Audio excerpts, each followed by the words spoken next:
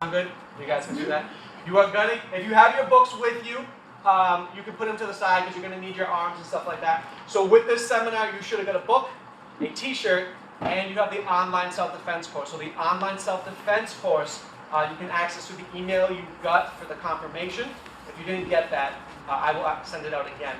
And on that course, there's videos of myself and Joe doing the techniques, but actually doing more of the techniques, so you can use that. You can watch that on your cell phone, on your computer. You can watch it all the time if you want to. All right, so my name is Mark. I own the school, so I've been doing martial arts since I've been about 30. All right, since 16 I started teaching. I'm 36 now, that's a long time. But what I do, which is different, is I teach real self-defense. So we're going to talk about what that means. At the end of this 90-minute seminar, you are going to be able to defend yourself. All right, now, you don't have to memorize anything I show you. I'm going to give you all the information, and then you take what you like, and then you make it your own. That sound good?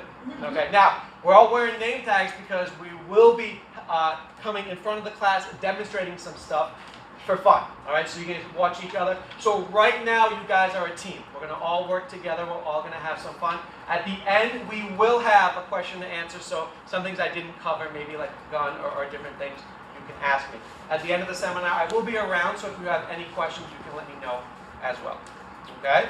All right, so here we go. So we're going to talk about my 3 concepts of self-defense. So my first concept of self-defense is trusting and listening to your intuition. Now, this is number 1 for a reason, because this is the most important.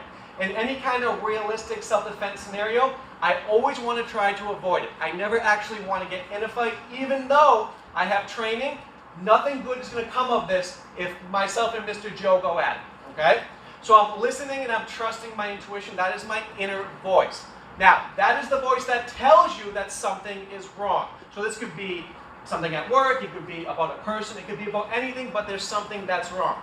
So for instance, if I'm walking down the street, like a nice street, probably, it's not like a sketchy street, because I wouldn't do that. All right? So if I'm walking down the street and I see Mr. Joe, and my inner voice tells me that he's creepy, then I'm going to listen to that. I'm going to understand that he probably is pretty creepy.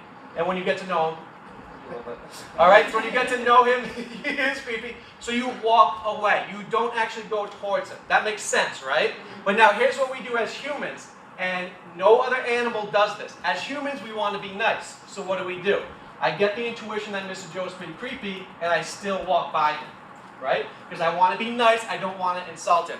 You do not care about this person. You can insult him as much as you want, as long as you stay safe. That's what we really want to work on, okay? Now, if you took this in the animal kingdom and he was a lion and I was a gazelle, I would not skip by him like this, right? Because my intuition as a very good-looking gazelle would tell me that this fierce lion is not what I want to do. So we as humans, we don't listen to our intuition. So we want to make sure that we listen to our intuition and we act upon it. So once I get that intuition that something is not right, what do? I take myself away from it. Okay, that makes sense? We will come back to that.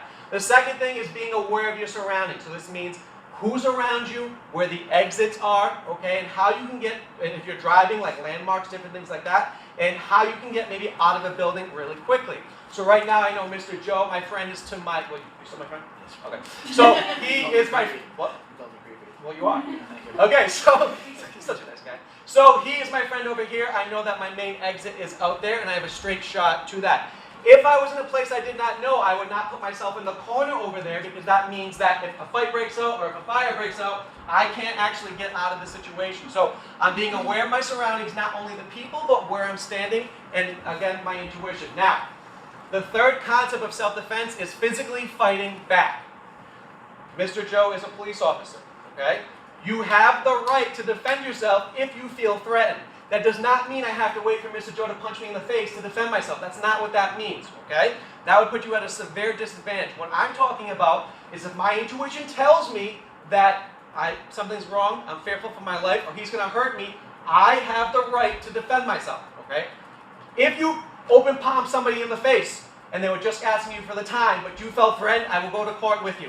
All right? Because you are going to palm them in the face and you're going to run away as fast as you can, just like this. It makes you go faster. I'm a physical therapist, I know. All right, so that's what that means, okay? When we talk about self-defense today, We're talking about your safety. Now, by raising your hands right now, who thinks they can defend themselves against Mr. Joe? Okay. All right. So, one or two of you. Now, let's change the scenario. Let's say that you come home and you open the door and you're in your kitchen, and there's the person you love the most is right there, and somebody is attacking them right there. Who would try to stop it? Right? Would anybody just sit there and let it happen?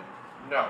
So, what is the difference between you have no self-defense training, right? And right now you don't think you can take Mr. Joe if he attacks you, but if Mr. Joe's attacking someone in your kitchen, you're going to take the frying pan and whack him over the head, right? What's that difference? The difference is that we as humans, all right, we want to protect the ones we love, hands down. So even with no self-defense training, you're going to jump on them, you're going to scratch them, you're going to claw them. What you need to understand is you're just as important as the person that you wanted to protect. So you're trying to protect yourself. So we just showed you that the innate ability to defend yourself is in you, right? We just have to unleash it. But when it was somebody else, you had no fear. You were just going to go attack them, all right? So this is what this seminar is going to do. We're going to unleash that in you. So, anybody really quickly know my 3 concepts of self-defense? We're going to come back to it. You can shout it out if you do.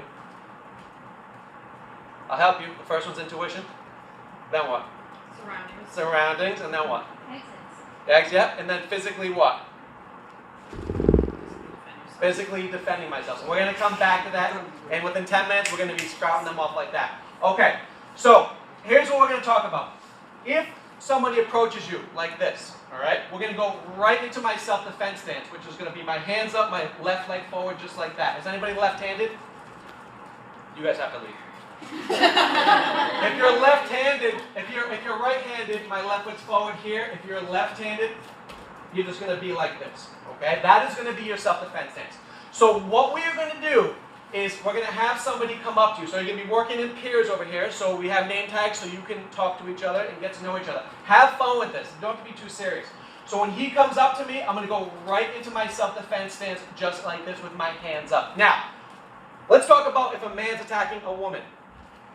If Mr. Joe's going to attack me and I'm a woman, he's going to attack me, okay, if he doesn't know me, he's going to attack me if I look like I cannot defend myself.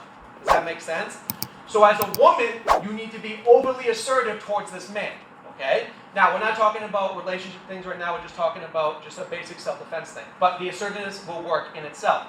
So if he comes up to me and I'm like this, what do you think's going to happen?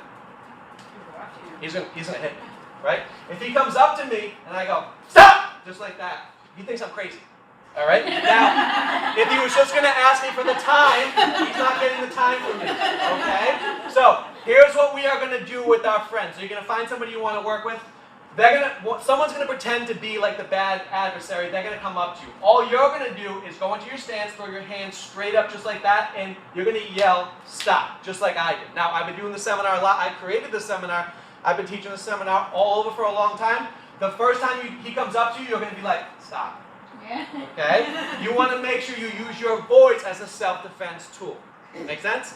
All right, let's get to it. Find somebody you like or like just a little bit, and then you are going to pretend to be bad and good.